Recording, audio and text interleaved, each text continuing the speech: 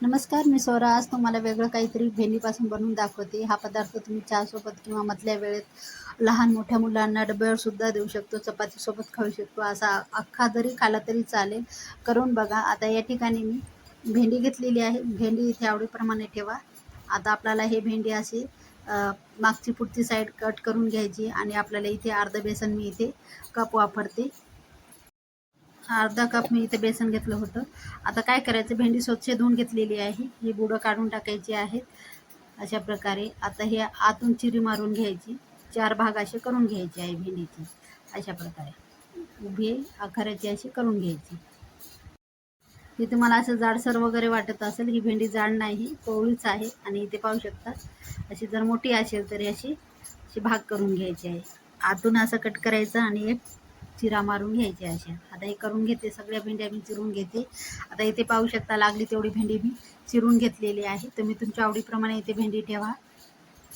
आता या ठिकाणी मी मीठ टाकते. चवीप्रमाणे मिठाचा इथे वापर करायचा आहे आणि खूप कमी साहित्याचा इथे वापर करते. लाल तिखट तिखटाप्रमाणे ठेवा इथे. जर लहान मुलांना देत असेल तर तिखट कमीच ठेवा. खूप तिखट आहे मी, लाल तिखट. आणि कोथिंबीर टाकली, थोडीशी हळद टाकलेली आहे. कोथिंबीर बारीक स्वच्छ धुवून टाकलेली आहे मी. आता हे बेसन टाकून घ्यायचं यामध्ये आणि पाण्याचा अजिबात वापर करायचा नाही, कारण भेंडी धुवून घेतलेली आहे, त्याच्यामुळं थोडाफार अंश असतो भेंडीमध्ये त्याच्या पाण्याचं. आता हे हाताने छान एकजीव करून घेते मी.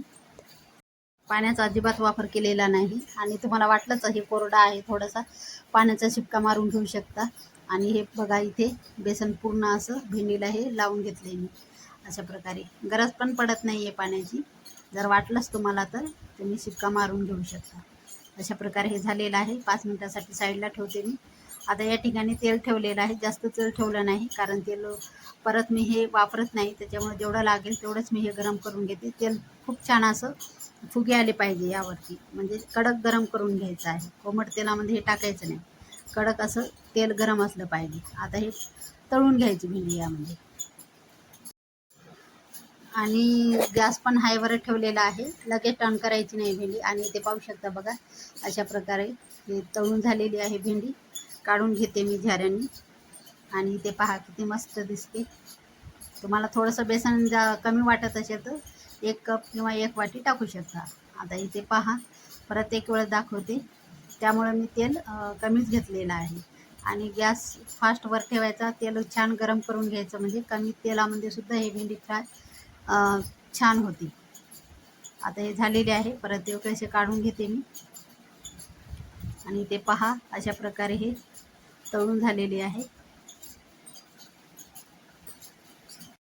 या ठिकाणी पूर्ण तळून घेतलेली आहे. आणि इथे पाहू शकता, मस्त अशी झालेली आहे. आणि त्यावरून टाकते मी चाट मसाला. प्रत्येकाच्या घरात असतो, आणि टाका. आणि हे छान एकजीव असं मिसळून घ्यायचं आहे हाताने. आणि गरम असतानाच हा चाट मसाला टाकायचा.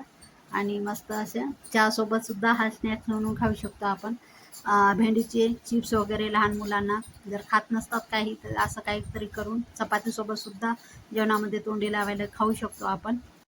आणि ही भेंडीची रेसिपी आवडली असेल तर लाईक करा, शेअर करा, कमेंट करा. सबस्क्राईब करायला विसरू नका, चॅनलला नवीन असाल तर. भेटूया एका नवीन व्हिडिओमध्ये. तोपर्यंत धन्यवाद.